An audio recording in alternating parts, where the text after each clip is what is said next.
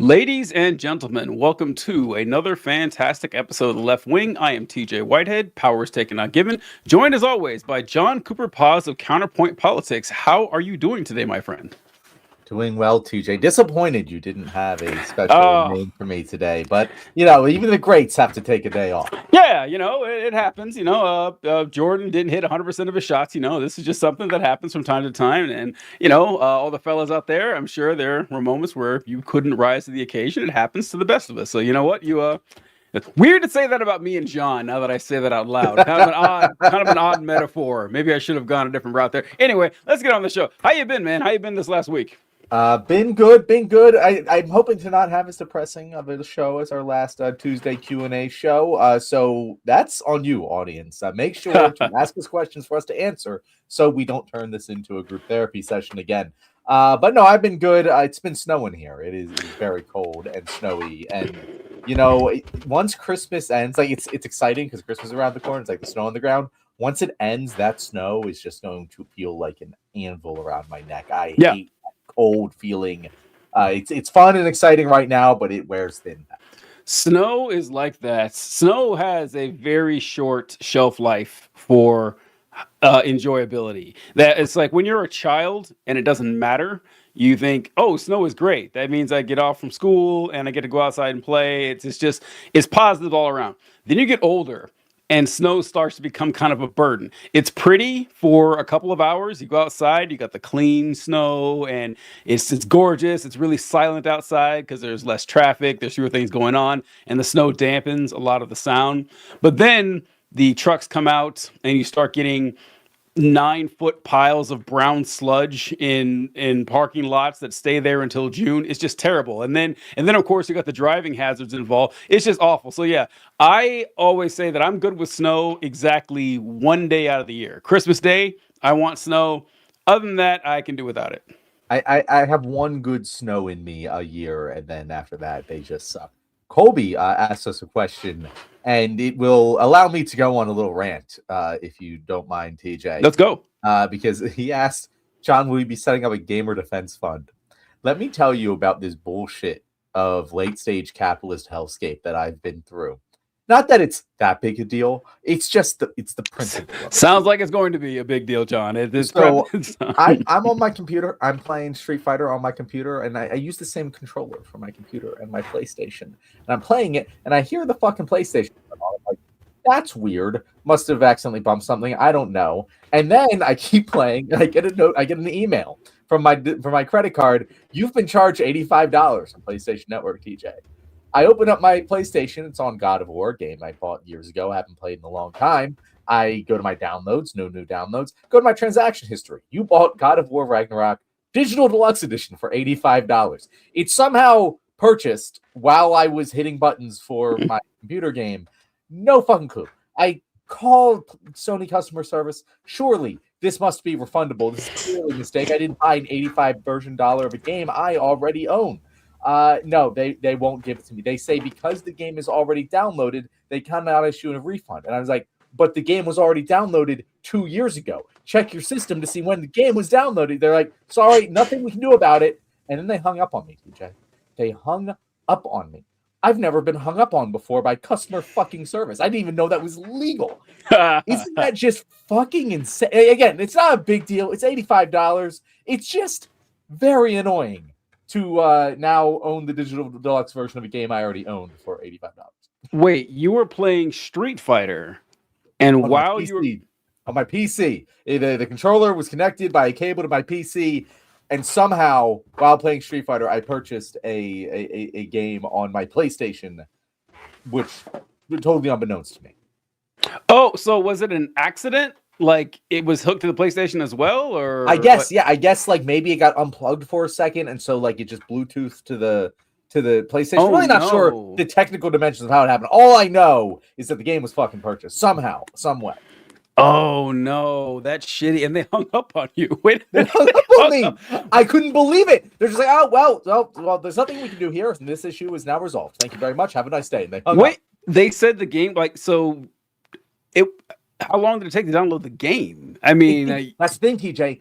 It didn't. Oh, There was because you no already owned it. download. Oh, It was 'cause you already- already downloaded because I owned the base version of the game, and it purchased an $85 digital deluxe edition with the DLC. The DLC wasn't downloaded. Nothing was downloaded, TJ, but it says What the because fuck? the game was downloaded, it counts. So if you ever accidentally purchase a digital deluxe upgrade of a game you already own and have downloaded, there's no recourse for you, TJ. Damn, that sucks. Is there any? I guess there's nothing you can do about this, huh? If I was like not a lazy person, I could take them to small claims court and they'd probably give me the $85 back instead of going through the fucking claims. But like, I don't think I'm gonna do that. That's just a lot of work for $85 on my part. So I think I'm just gonna, never play that DLC I just purchased for $85. That's shitty. That's shitty. I bought the original game on sale too for like $40. I went back and checked. Well, I gotta say, you might as well play the DLC then. I mean, I played the God of War DLC. It's not bad. God of War Ragnarok's a good game. So Rachel here commented that's bullshit. You got to get Amex. So I am gonna stick my credit card on them. I'm gonna tell them I didn't purchase that and just let the kaijus fight. And if I lose, I lose. But yeah, that's my plan right now. But that's enough about me, TJ. I was just thinking that I can think of one person who had a worse weekend than you did, and that would be Rob Reiner and the situation with him. Colby just told me the DLC is free. Are you fucking shitting me? Like, what the fuck was in the digital deluxe edition? Why is it $85? You know what? Colby's right. The DLC was free. It was Valhalla. It was free. That's right. I forgot about that. I forgot the DLC was free because it was refreshing when it happened. It's listen, look at that. Let me tell you something. It wasn't free. If you purchased the digital deluxe edition, that was $85. I wonder what the digital deluxe edition came with more armor, like cosmetics or something. Yeah, it's something dumb. Yeah. Sure. Before we go into Rob Reiner story, what did you think of God of War Ragnarok, the game? So I never actually beat it. I kind of stopped halfway through. Now I kind of intend to play it now. I guess it's at the top of the list. But yeah, no, I really enjoyed the cinematics and everything. I thought I loved the first one. I loved I loved the original God of War games. Loved the remake. This one, just the gameplay just felt, I don't know, I wasn't enjoying it as much. Wait, did you play the new remake God of War, the first remake God of War? Yeah, I played all of the God of War. And so you liked that one? I liked that. Yeah, I did like that one. I don't know if it was the situation where just like I hyped it up in my mind. I loved it so much, and then it fell a little flat when I played other games. Like it was always like, okay, I'm playing a Dark Souls-esque action game that isn't as good as Dark Souls. That's fine. I just enjoyed the experience of the first God of War. I don't know. I might play it on an easier difficulty too. Like I was playing on a hard difficulty, and I feel like that just like it took too many hits to kill shit, and it kind of destroyed the Kratos power fantasy, I guess. Yeah, I could see that being an issue because the original God of War games, Kratos was a wrecking machine. There was just nothing that could get in his way. It was rare to lose if you weren't fighting like a boss character. It was hard. Like they made him, and the character was written so differently that Kratos was younger and he was angry. He was like more of an anti-hero. Like he wasn't a good guy. You would never look at Kratos in the old games and say, oh, this guy is out on a virtuous quest. You understood why he was mad at the gods and the gods had it coming, but he was a murderous, monster. Just as bad as everyone he was killing. Exactly. He was no better than the other gods. And so that was interesting. And then I actually didn't play the first remake or the first new God of War. I don't think I even knew it was out there. And I heard about Ragnarok and I played it and I said, I really enjoyed it. And I went back and played the second one, the first one second. But it did take me some time to get used to old father figure Kratos. That was very strange, but it worked. It kind of worked. I kind of like him better. I like do this too. I do Kratos too. better. He's more satisfying to just play as. It's something about just old men beating the shit out of everyone is a really satisfying trope. Like any movie or game about old retired grizzled vet is pulled out of retirement to kill a bunch of random motherfuckers. That trope is all day, every day for me, TJ. It is great, but it, like you said, it's difficult if that's not what you're used to. Like Kratos having not like necessarily dad bod, but as close to dad bod as you can get for a God of War. Like, he was chunkier and bigger and everything. He wasn't this svelte, bald, clean shaven, steely eyed, stone cold, flat belly killer. And you're like, oh, he's kind of grumpy and old and everything. And Colby also wrote, John is not a fan of Atreus gameplay. Did you like that part? I've been enjoying it thus far. Like, it's just a nice little palette cleanser. I would say, like, I know some people hate it, but I think it's pretty snappy. I didn't mind it nearly as much as of course it's not as fun as being Kratos, but it wasn't like, oh, this ruined the game for me. I never got that feeling, which a lot of people really hated that part. If the whole game would have been like that, I don't think. But for the story, and the story was great. I liked it a lot. I think the real problem for me is the first one. The way, for those of you who've never played the game, and I promise we'll move on to politics after this, but like they do this very special thing where it never cuts. There's no cut. There's no fade to black. The camera follows your character from behind the whole time you enter a cutscene. The camera just starts moving around. Like, it is really immersive and incredible storytelling experience. And I just felt like maybe that blew my mind the first one. By the second one, I kind of it was old hat at the point, and it didn't impress me as much. But I don't know. Colby with another one here. I don't know if you guys have a lot of off the top of your head, but do you guys have any guests you'd love to get on the show? Famous, not famous, controversial? That's a good question, TJ. I like that question. Any guests in particular that you want to get on the show? I feel like, let's make this reason. Like, I would love to have Donald Trump on the show. That would be fucking wonderful. But like, anyone that you think would be realistic that like we could potentially get on the show, that would be cool. I don't know. I'd have to think about famous. And obviously we're stretching here, but yeah, like that even seems feasible.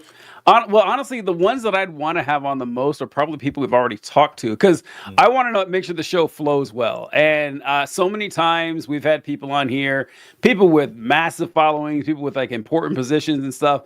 And we've gone into shows thinking this show is going to be a killer. This guest is going to be awesome. And it sucked. And we always tell the guests they did a great job. We always said it was fun, but it isn't. And so like the people on top of my list are people who I know can come in and just clean up and the show will be great. I don't know. We had Leah on the show, I feel like, in 2 years or something, and she's way high up on the list of people that I want back on the show. Corey Bradford is amazing having on the show. Ooh, yeah. Who else was really? I don't know. The list is very long, but famous people, I don't know. I'd have to think about that because I'm not sure I'd enjoy it that much. I want that Brian Said guy. I want him back on the show. Brian Said, that's right, from the early days of the left wing. Actually, Desmond. I would love to have Desmond back on the show. I was right about to say Desmond. Yeah. You took the word. We should reach out to him and be like, yo, you want to come back on the show? I would love to have Desmond on the show. Like, Desmond, I don't know. Like, when Desmond left, like we lost something in the show in that John and I have discussed it many times because we've had guests that have been Desmond-esque, because John and I are kind of similar in the way we approach the news stories and our thought process. Even the jokes we make, they're pretty consistent. But if we have someone, I hesitate to say nerdy. Nerdy is not the word I'm looking for. Someone who's just a little more, straight and narrow down the middle, like actual newsy. I think that fits in really well. So yeah. Yeah. Kyle asks us, what do you guys think of the Norns? Is that a God of War question? I have no idea what they're talking about. I do not know what the Norns are, so we don't have thoughts on the Norns. We aren't as big fans of God of War as we thought, I guess. I don't know what the Norns are. That's the only thing I can think of, but yeah, I don't know. I'll tell you one thing. I can't believe we spent 15 minutes talking about God of War so far. One thing that bothered me about God of War, and this isn't the fault of God of War because this exists in other media too, is Kratos' son. Is it Atreus? Is that his name? Atreus, yeah. Okay, Atreus, his son. He's Loki. I don't know if you got that far, John, but he's Loki. No, yeah, that's the first game. Okay, all right. Oh, that's right, from the first game. But anyway, his mom is dead. And Loki is from the ice giants, or not the ice giants, but the giants or whatever. And so, but he's not a giant. He's a regular sized person. So is his mom. And apparently the giants are a race of people. Some of them are giants and some of them are regular size and they have magic abilities. That's bullshit. You should call them something else then. Just because some people happen to be tall and giants in this bloodline does not mean you can name them all giants. It's very confusing. I had to look it up because they never really explained it. Not in the second game, at least when I played. Yeah, no, I mean, that's just a Norse mythology thing. It's dumb. So, it's stupid. I just looked it up. The Norns are like the Fates in Greek mythology, kind of. They're Oh, the Fates. I remember them. Yeah, and so Kyle asked, "Do you think they were an interesting take on fate or free will, or annoying people who set events into motion and take no responsibility?" I haven't gotten far enough to be I saw annoyed. them. I don't think so. I do not have an answer for you. Yeah, if I remember correctly, the fates don't predict the future. They say that your actions are just so predictable, it's easy to say what's going to happen. And so they like finish people's sentences when they start with right at the same time they're saying it. They say, "Oh, you're going to do this. You're saying you won't. I'm telling you you're going to do it. You're still going to do it." And I thought it was kind of an interesting way to say that, oh, you do have free will, but the way that your actions are, it's kind of easy to tell. I don't know. I don't think free will exists. I think I can categorically kind of say that, but it's a video game, so it was pretty fun. That was my next question, and Nancy asked religious standpoint. I don't know if she's talking about the actual Norse mythology or religion in general or whatnot, but it is kind of a religious question of that free will thing. You're in the no free will camp. I No. think I'm also there, but why are you there? I'm in the no free will camp for two reasons. I'll start with the weakest one, I think, and that is your actions are just a product of chemical processes, and you can't control how those chemical processes work. You have no it's an illusion thinking that you're making these decisions, and you can't control your environment. You can't control anything around you, and you're just acting based upon how the outside world affects you. That's the weak one, I think. The strong one, if you ask me, is the theory of relativity and the fact that the term now doesn't really mean anything, because let's say I am standing here, or sitting here in Indiana, and then John hops on a starship and starts moving at 99% the speed of light. Technically, we're both in right now, but to John, now it's going to get a lot slower.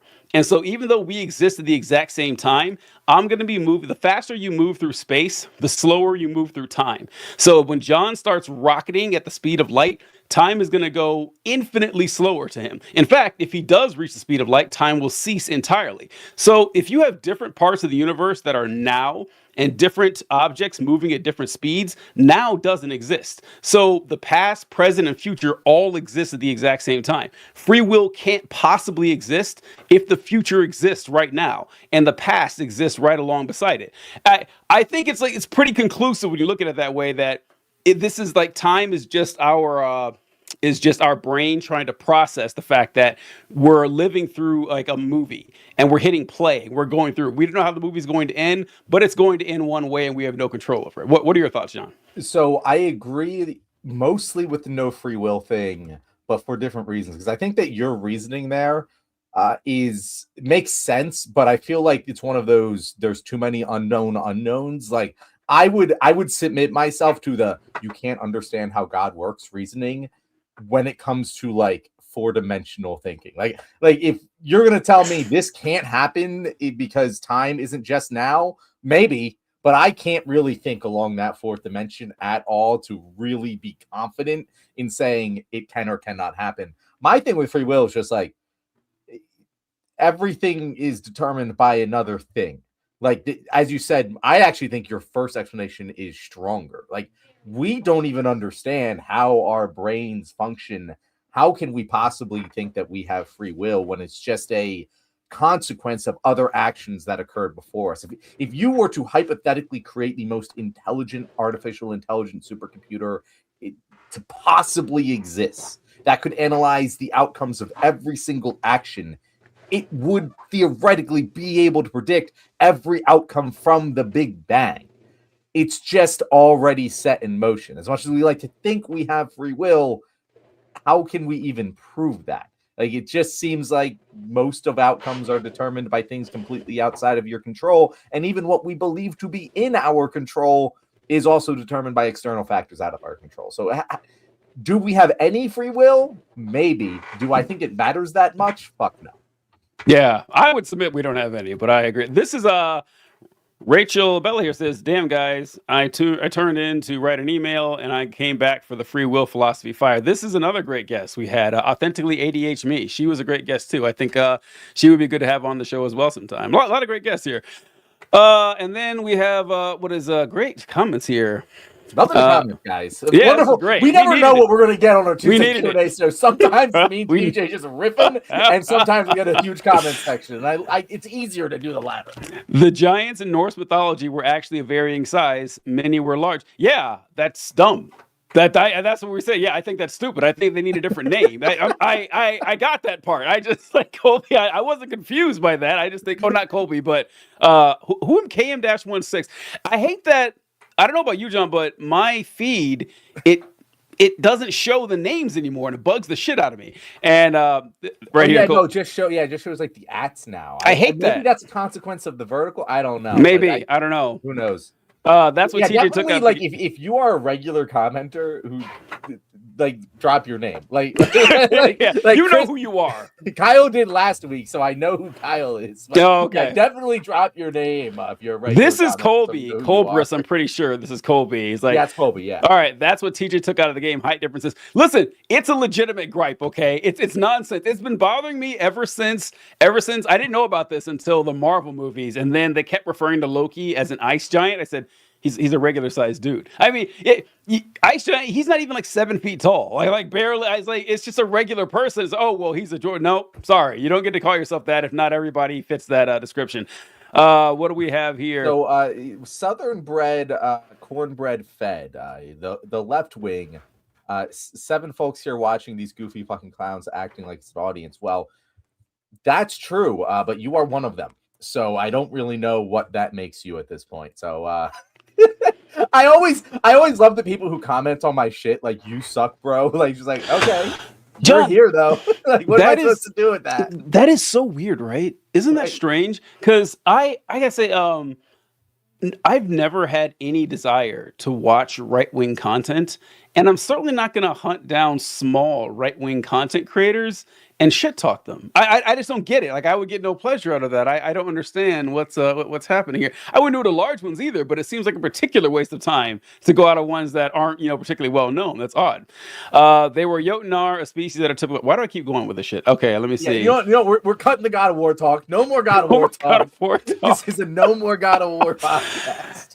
Someone wrote something about free will I was looking for. I can't find it. Rachel, was it Rachel's? Because she said, I feel like the argument that we don't have free will is so compelling, but it also ironically gives me a massive anxiety as a teacher because now I don't have free will myself, but I'm influencing the experience of the newer humans. So that's the funny thing. You should act as if you have free will. Whether or not you actually believe you have free will, it's kind of what Pascal's wager scenario where like if you're gonna end up in the same place either way, if you don't have free will, okay, cool, no harm done. But if you do have free will and you act as if you don't, you could really fuck up your life and the lives of other people. So you might as well act as if you have free will. But you are kind of you could just fuck up just a kid's like as a teacher. You could ruin the rest of it. You could massively determine the rest of their life, and there's nothing they can do about it. How free is their will really? How much of my will is my own will, or just a reflection of all of the individuals who raised me, who are in then turn a reflection of all of the individuals who raised them? Oh, well, also, I think it helps to define the terms here of what exactly we mean by free will. Because I don't know if everyone has the same definition of this. I recall hearing some person say that, we don't have free will because do you want to fly? You can't fly, can you? I said, okay, well, that's not what I think of when I think free will. I don't have the ability of self-powered flight, but I don't think that's a limitation on my free will. That's just, a consequence of being a person. So does free will mean you're inhibited from doing anything? Or does free will mean were you capable of making a different choice than the one you made? Which is an impossible question to answer. Yeah. I think that you have to kind of work your way to it. But you're right. I think that I don't believe we have free will, but we have no choice but to act as if we do. I can't set up a court system and say, well, no one gets punished because it wasn't their choice. They don't have free will. I can't do that. That's not a decision that makes any sense to me. My free will limits me from doing something like that. That's not an option at all. So it is an interesting topic, but it is one of those questions that's kind of a waste of time. Like you said, John, it's a question that exists to be had. It's an argument that exists to be had that doesn't exist to be solved. Kind of like who is the greatest basketball player of all time. kind of a ridiculous question. There's no definitive answer to it, but it is fun to talk about. TJ, we're sitting here on a YouTube live stream to our audience talking about fucking God of War. Like, who are we to say what is a waste of time and what is not? There's no answer coming. There's no one that's going to win this. It is just fun to have. Hugh Jazz, I recognize you because of your avatar. I recognize that for your so the Simpsons character, or whatever. But what else we got here? Who do we see? Colby asked a good question here. Does free will make old people spontaneously die because of Trump derangement syndrome? Well, I don't know about that. What is I don't know what that means. Okay, because he said this is from Kyle. Free will has minimum alternative possibility. You have a choice between coffee and tea. The probabilities for each is between 1 and 0, not exactly 0 or 1. 0 is less than the choice is less than 1. Kyle, that's going to be this. We can't do this over YouTube comment section. This is too complicated to convey over a YouTube comment section while we're also hosting the show. But send us the whole argument, Kyle, on our Gmail at the leftwing at gmail.com, or the leftwing pod is the leftwing pod. I should really write this down somewhere. It's right next to my computer, so I say it.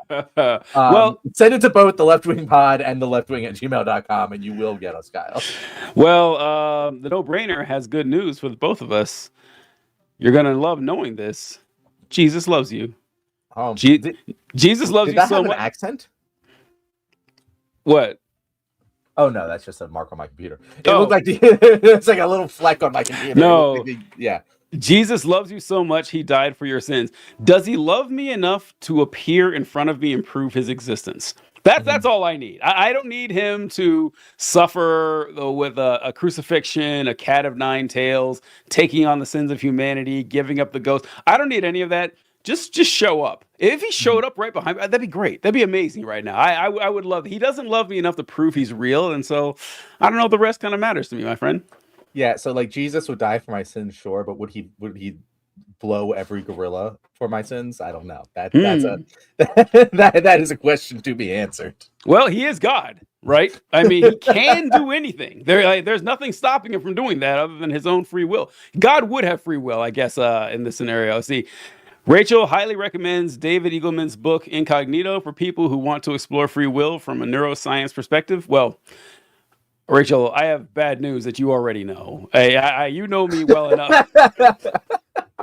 TJ doesn't read. I don't have to tell you. She already knows that. I think last time she was on the show, she did recommend a book. She said, "Well, TJ, I know you're not going to read it, but I'm going to recommend a book anyway." But okay. So speaking of, thank you. Yep, she called it. There you go. All right. So speaking of which, sorry, one more thing. Well, we'll get to Rob Reiner, I swear. Oh my God. I want to talk about Rob Reiner. How could I forget? Are you guys watching Pluribus? The whole show is about it. I have not watched Pluribus. For those of you wondering what Pluribus is a show that was created by Vince Gilligan, the creator of Breaking Bad and Better Call Saul. 2 shows that I could not recommend more, like amazing start to finish. The entire Breaking Bad universe is fantastic. And Pluribus, I don't know anything about the show other than that it was created by Vince Gilligan and that the main character of the show is the actor who played Kim in Better Call Saul. And I loved her. Rhea Seehorn, that's her name. But I have not seen the show, and I've heard a lot of great things about it. John, have you run across Pluribus? So I run across, it's on Apple TV. So I will buy Apple TV for a month when Ted Lasso Season 4 comes out, and I will also watch Pluribus at that time. Apple TV, you're getting 1 month of my year. That's it. You're not getting more than that. You don't have enough good content for me to pay for your subscription constantly. It's the problem with their entire business model is they're just going for like the high profile big hits, but that doesn't work for a year-round streaming service because once I'm done your show that I'm hooked on, there's not anything else there for me to watch. So I'm just not going to buy it. Like that's the problem, DJ. I would love to watch Pluribus. If Pluribus was on any other platform, I would have watched it all already. But Apple TV, what am I going to do? I don't know. That's kind of the problem with streaming services in general, honestly. I think that every streaming service I have for 2 or 3 shows and or things that I might. Amazon Prime is very good, although it's not because you got to buy stuff sometimes. Still, It's the I mean, it's ads not even. now. Yeah, It's the fucking yeah. ads now. But it comes for free with my Prime subscription. It's actually you're right. I'm yeah. gonna have it until it stops being free with my Prime subscription. At which point, it will become an Apple TV. Where when Has Been Hotel new season comes out, I'll buy that month. When The Boys comes out, I'll buy that month. Other than that, I don't need it. Yeah. Has Been Hotel show I never watched either. Invincible I love. I only heard about Has Been Hotel because another great guest we had, Serafina, she does videos on Has Been Hotel all the time. It's I so feel good, like TJ. I've never seen it, but you gotta watch it. Then we got to do a Left Wing Film Club about it because it is so fucking. Apparently, I'm the last one to get on this bus with Has Been Hotel here. Oh, Rachel hated Pluribus personally. Couldn't watch most of it. Damn, that's sad to hear. But Apple TV, I did subscribe to Apple TV yesterday for a 7-day free subscription because I wanted to watch A Charlie Brown Christmas, and I'm canceling it. Very You soon. might as well watch Pluribus while you got it. Like you love Vince Gilligan. You're right. Well, is it over? Because I don't want to watch 2 or I'll just pirate it. Can I say that on YouTube? Yeah, I'll just pirate it. That's what I do when. Yeah. He means he'll watch it with a pirate hat on. That's what he meant by pirated YouTube sentence. I got this external hard drive here. Gotten a lot of good use out of it. Watching a lot of great shows. Okay, great shows, great entertainment, great movie. I watched Birth of a Nation this weekend to prepare. Okay.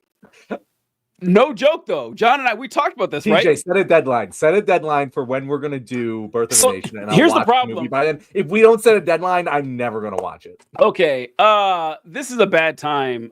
End of the year. How about January 15th, 1 month from now? That's 15th. I'm putting it on my calendar. Okay, and I don't know if that's Monday. We will do Birth of a Nation. Listen, Huge Ass, a real fan, bringing up that I didn't know we talked about that live, but Birth of a Nation, I watched it in its entirety for the first time last month, maybe the month before. October. It was right after your wedding. Heather and I watched it, half of it on the plane on the way back, and it's like 3.5 hours long. It is a very long film, but it's good. It's good. I hate to say it, but like the directors were horrible people. The entire thing is a lost cause, Southern racist diatribe and polemic against Black people in general. But the story is well told, and the cinematography looks great for 1960. I would love to talk about it with John, and you can see how a lot of films and a lot of politics and a lot of media and culture were influenced by this movie. I'd love for you to watch it sometime. I cannot wait to talk to my Black friend about Birth of a Nation. Oh, it's gonna be great. Oh, I should another cinematography is. We should get another Black host on here and pull up. We definitely should for that episode, just to watch me squirm the whole time. So here's a good question. Lord Alcatraz, did you vote for Kamala? TJ, did you vote for Kamala? Yes, of course, absolutely. Do you condemn Hamas? Do I condemn Hamas? No. yes, we did vote for Kamala. Our position on Kamala is fuck her, but okay. You know what? This reminds me kind of another thing I've been seeing a lot with. So the Texas redistricting plan has gone through. It was rejected by the courts. The Supreme Court reversed it, and now they're good to go. And this has wiped Jasmine Crockett's seat out of existence. So Jasmine Crockett says that she's going to run for Senate now in Texas. And I've seen a few videos of people saying that I don't even know if they're Texans or not, honestly. Now I think about it, it's that, don't vote for Jasmine Crockett because she supports Israel and everything like that. And unless there's a candidate running like against Crockett with a decent chance of winning with who is not a Zionist, I don't understand that process here. I just don't get it. It reminds me a lot of the anti-Kamala folks is that, well, we can't support. Okay, what's your plan B? Your plan A sounds great. Like your plan A sounds fantastic. I support the morality of it. But your plan B, your only other plan seems to be a lot worse. Like unless you can show me something that will result in a better result than the Democrat winning, who's a Zionist, I don't know why we should support it. Anyone who is like my size following or larger who will say something like that, like, no, don't vote for Jasmine Crockett in the Texas Senate because of her stance on Israel, I don't take you seriously. I don't. Like if you're like some like random person online, I believe that you actually in your heart of hearts believe that. If you like otherwise I believe you're part of some campaign. And I'm not even saying like some APAC fund of bullshit. I'm saying like there are many false flag operations and influence things that you can get a part of once you get to a certain size that like will just coordinate these messaging and you'll take it and you'll run with it. But I don't believe you actually believe that. I don't believe that anyone who is sitting down thinking real long and hard about it and going, you know what? I'd rather not vote for Jasmine Crockett in this fucking Texas Senate seat and let a Republican win because she supports. Get the fuck out of here. I fucking hate Israel as much as the next guy. If I had the choice between Jasmine Crockett in the fucking Texas Senate and literally any Republican, I'm going for Jasmine fucking Crockett, and it's dumb to believe otherwise. KM-6 brought up a decent point. It's a primary. There are people you can vote for. Yeah. Who? I'm not being an asshole here. I'm not. Like if you have someone say, hey, this is a person running that is very anti-Israel in the Democratic primary, and they have a chance of winning. You tell me someone who has 9 votes, or whatever. All right, maybe that's a moral stance to do, but I'd love to hear it, because if it's just like, don't support this person because of this terrible policy, listen, I understand where you're coming from. Morally, I think you're, well, at least on the right path. I don't know about correct, but yeah, you got to show me something that's an actual plan. That's all I'm going to say. And I've heard this James Tellerico is the other big name. Again, I'm not going to invest myself in Texas state Democratic primary politics until like we get closer to it. But I've heard this name before. I've also heard other people, like, isn't he pro? I don't fucking know. Again, it doesn't matter. The point here is the people who instantly went out against instantly. Like, what are you doing here, guys? Yeah. It just screams something's up here, because that doesn't make any fucking sense. Like, how can you again, like if you're going to be anti-Israel, fine. Jasmine Crockett isn't anywhere close to like the Democratic spokesperson for Israel, like not even fucking close. So what are we doing here with the instant attacks? It just smells fishy to me. That's all I'm saying. And K1-6, I think Tallarico, he is not said a lot about Israel. I don't know if he's better. I would need to read more. I'm also not a Texan. That is that's where I come from. I'm not a Texan. And these people who talk a lot of them aren't Texans either. I know, this person's California, this person's in New York, this person's, what they do on top of this Texas thing, or why are you so, I don't know. It's just, it is kind of strange to me. Colby says Beto at work, October surprise. Let's keep our options open. He can do it one of these days, TJ. He can do it. I believe in him. Beto O'Rourke, man, there's a name I haven't heard in a long, long time. Robert Francis O'Rourke. Oh God, yeah. So sorry, but never understood why he was a thing. I never did either. Charisma of a fucking watermelon. Like, I don't even understand why he was a thing. His charisma was okay, I guess. I don't think it was that bad. It was just that he never seemed to be like, oh, this guy's the future right here. Like, he was always standing on a table. I remember that was kind of his thing. He was always standing on a table in his events and stuff. And he got waxed in both the races he ran in, saying, oh, this guy's just kind of a loser. I don't know if he has what it takes, but he was one of this guy's the future of the Democratic Party. Like, all right, if you say so. If you say so, bro. Okay, right. So Rob Reiner, TJ. Rob Reiner.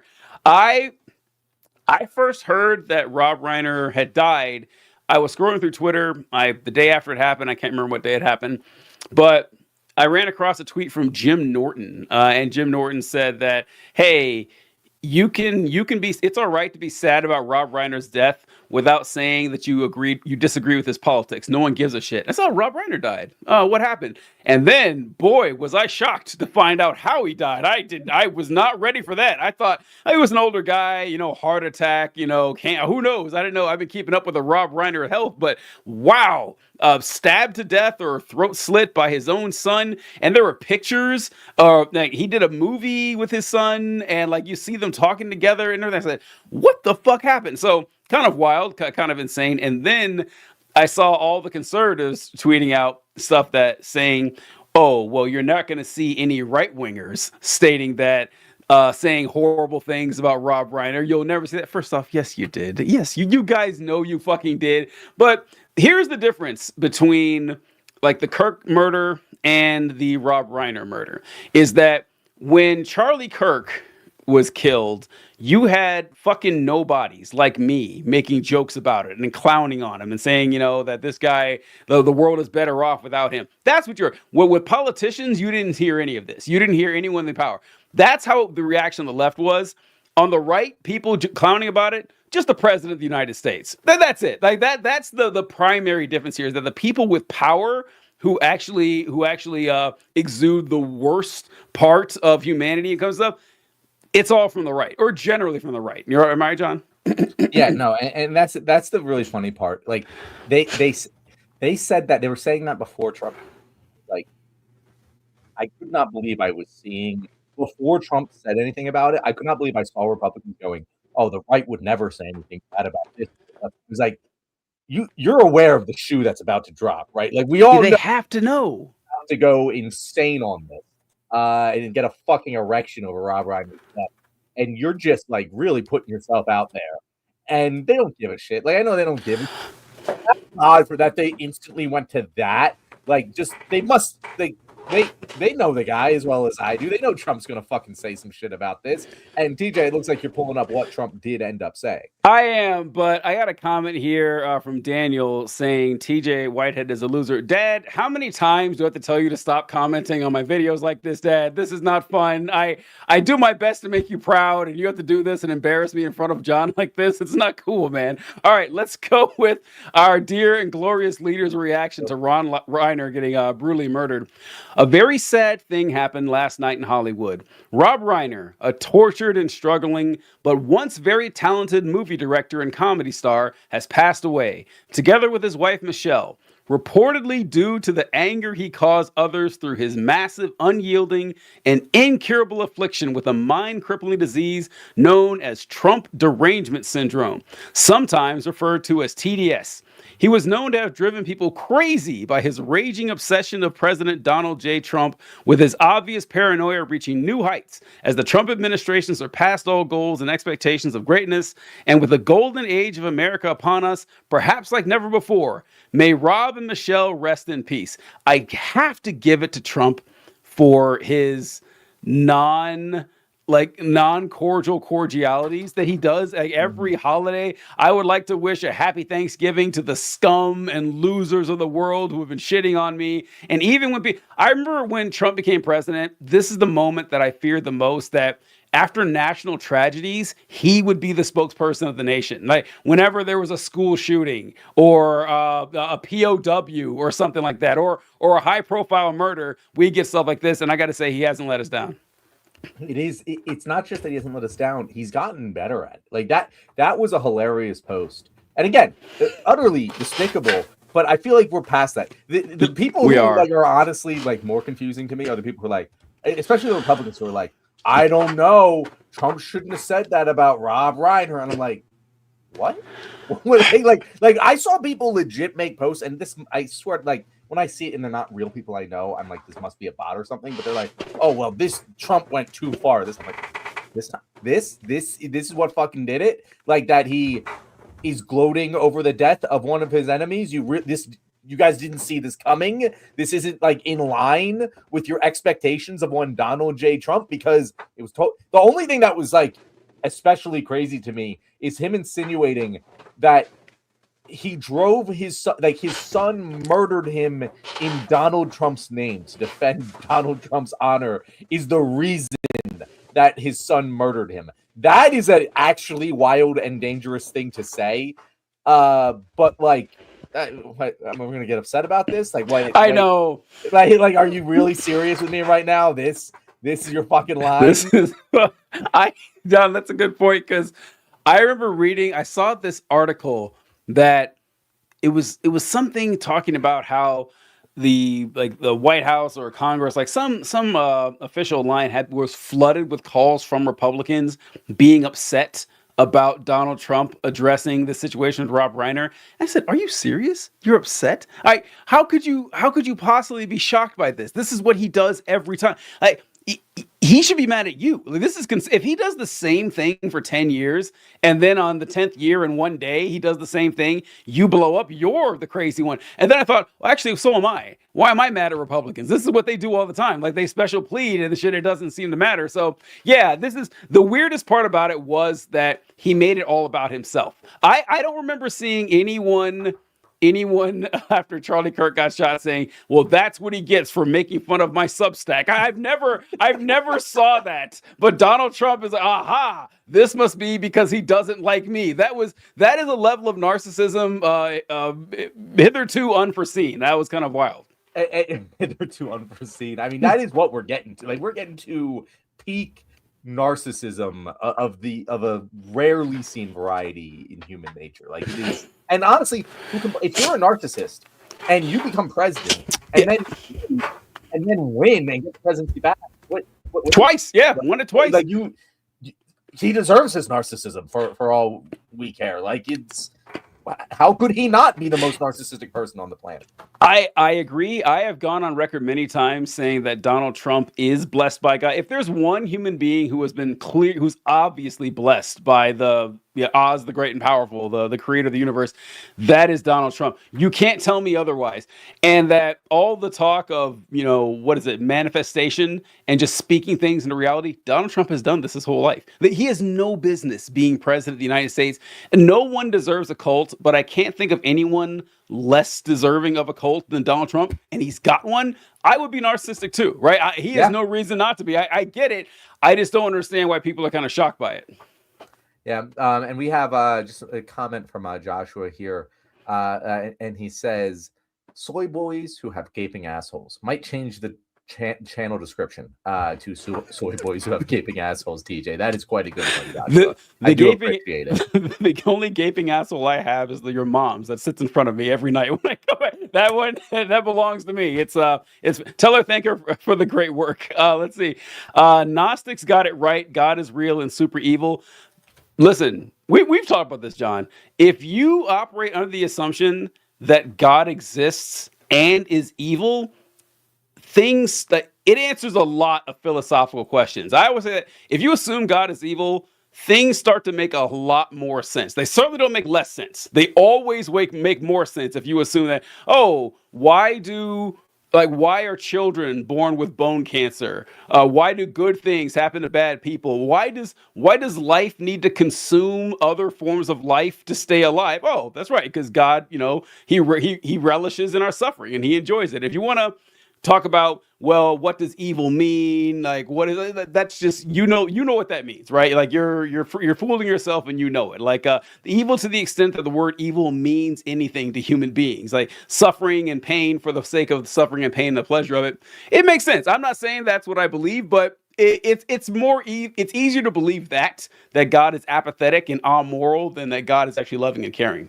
Yeah, no, I don't know, like I don't believe in good and evil, so it's hard to say. Like, if God is evil, it makes more sense. But I'd be much more willing to believe in the existence of a God who is not all-knowing, all-loving, and all-powerful. Like, that's the part that really trips me the fuck up. Is that's impossible. Like those three things cannot all be true at once in our lived experience of reality. John, I just talked about that. Like, good and evil. It's to the extent that the word evil means anything, like that. If you enjoy the suffering of others when it has no actual benefit, like, fine, you can call it whatever you want, but whatever that is, I think that would apply to God. And that I might actually believe that God was a thing at some point, and he's just been AFK for a little bit. Like, that's kind of gone off the rails a little bit. Speaking of the Gnostics, Cam-1's been killing it. Cam-1, are you like is this Kyle? Or I don't know. Kyle, yeah. Okay, all right. Gnostics believe that the universe was made by an evil deity who keeps us trapped in the material world to play around with us. Like, if you ever want to read an interesting one, look into Marcion. Marcion, I can't remember where Marcion was from. He was a early Christian bishop, and he's the first person who had the idea to put together a New Testament.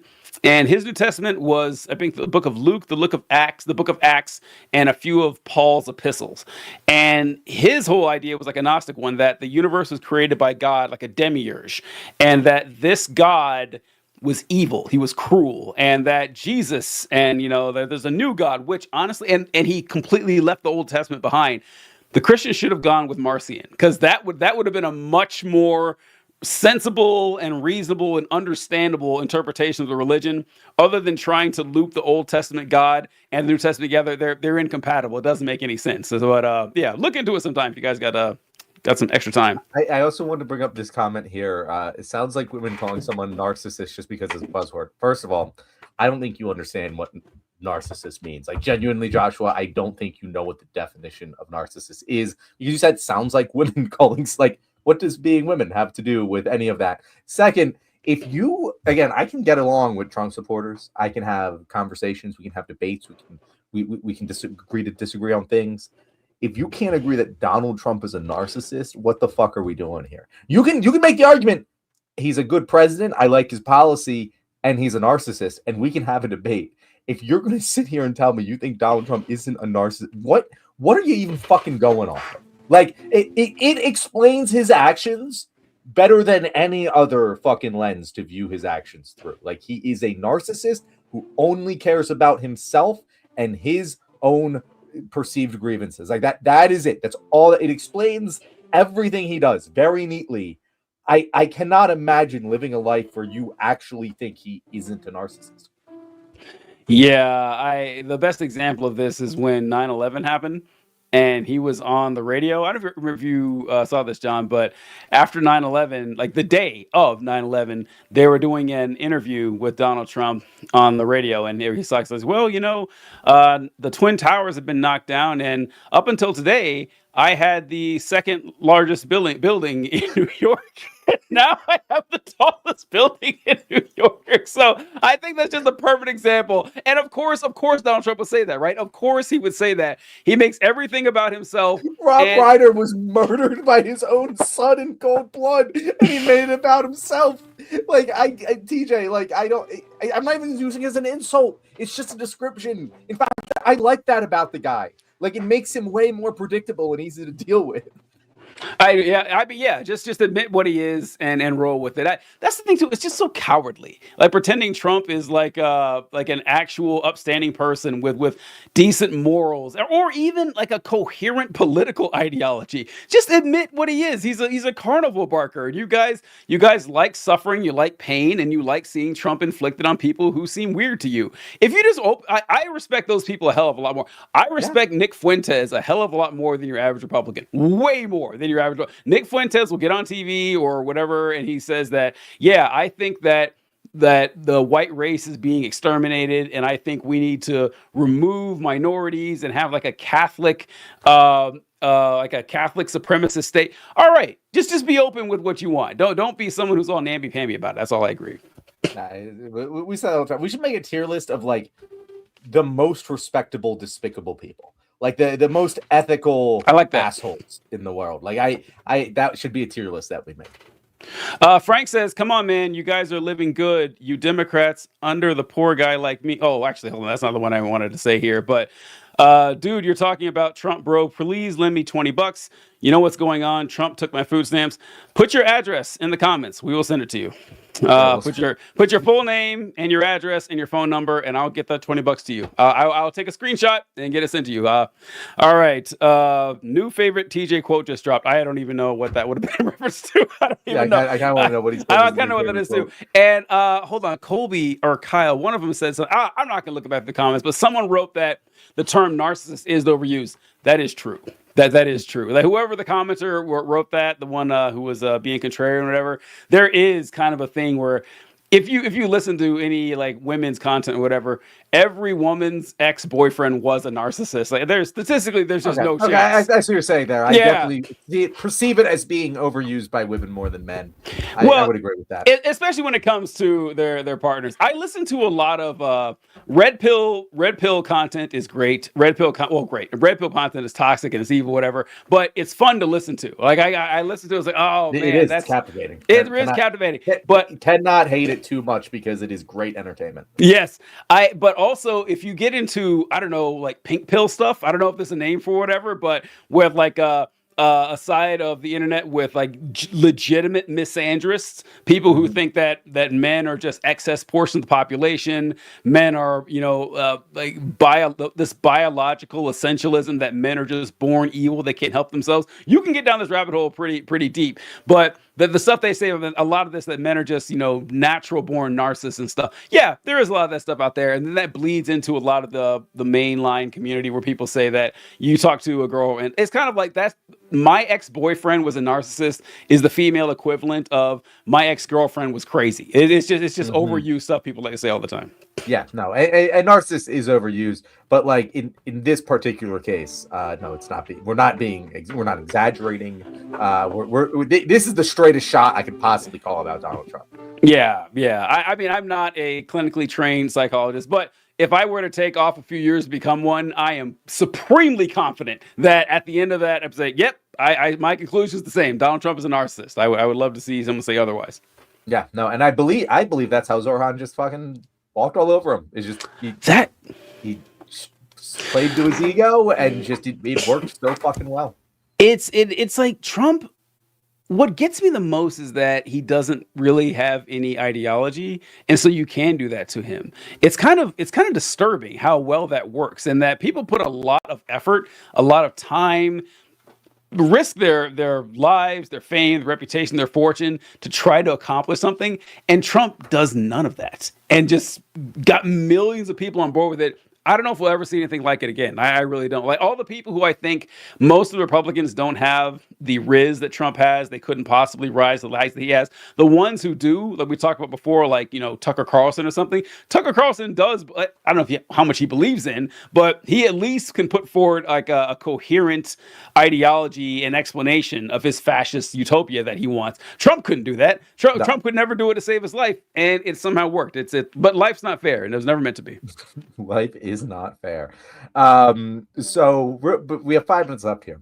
I did want to say before we ended here, since we do cover media and politics a lot, what is your favorite Rob Reiner film? Oh God, I don't know if I have a favorite Rob Reiner film in particular. I have to look at the discography or whatever. I liked him in Archie Bunker. I liked him that. Okay. Before the show started, I remember saying that I forgot he was in Wolf of Wall Street. Dear, he was the dad in Wolf of Wall Street. I really loved him. When you said that, I was like, how did you forget that? I completely forgot about it. I saw a clip of it. It's like, oh, that's right. Did he do The Princess Bride?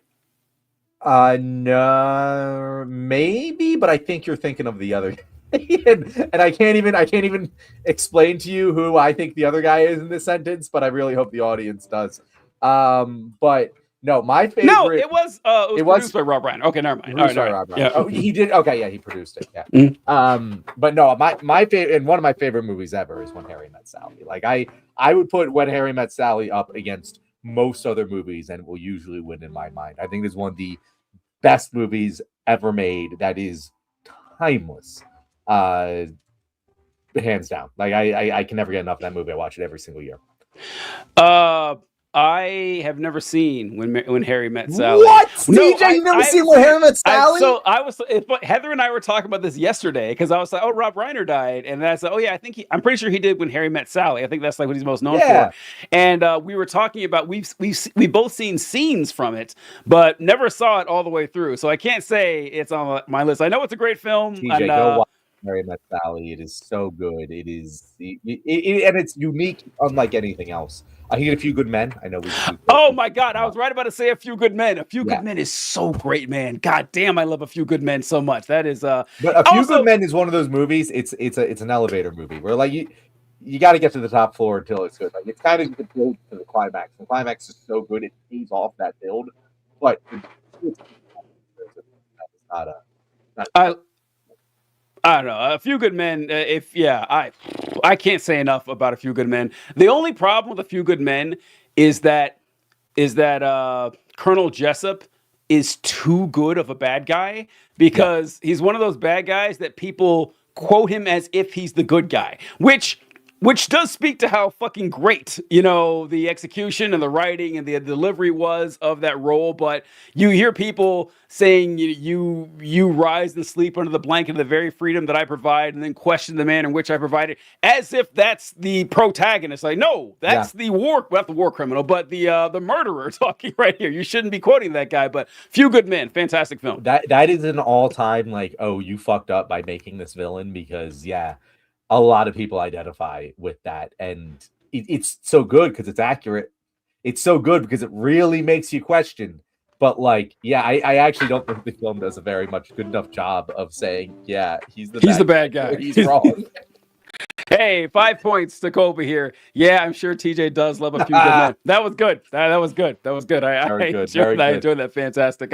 You still have not played Red Dead Redemption 2. I know you haven't because you told me you weren't ever going to. And there's a funny line in Red Dead 2 is like, he seems like a nice fella. Oh, yeah. It seems like you love nice fellas. That reminded me of that. But good shit right there. All right. Who do we got set up for Thursday, John? Do we have a guest? We got Jake the Leftist on Thursday. He's a green guy. We don't...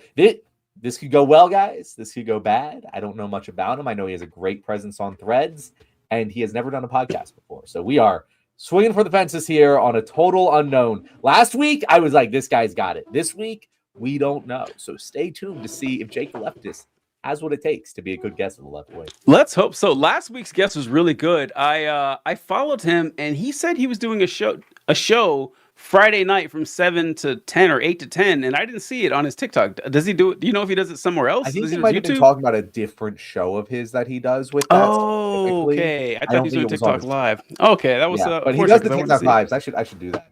Maybe this week. I don't know. We'll see. And they're very sensorious. He said to just hit him up on TikTok and let him know, hey, I'll drop by, and then drop by. Great, good stuff. All right, well, thank you guys for joining us. Great comments. That was fantastic. I had a great time. We will see you on Thursday. Have a good one. Oh, that was fun. I needed that.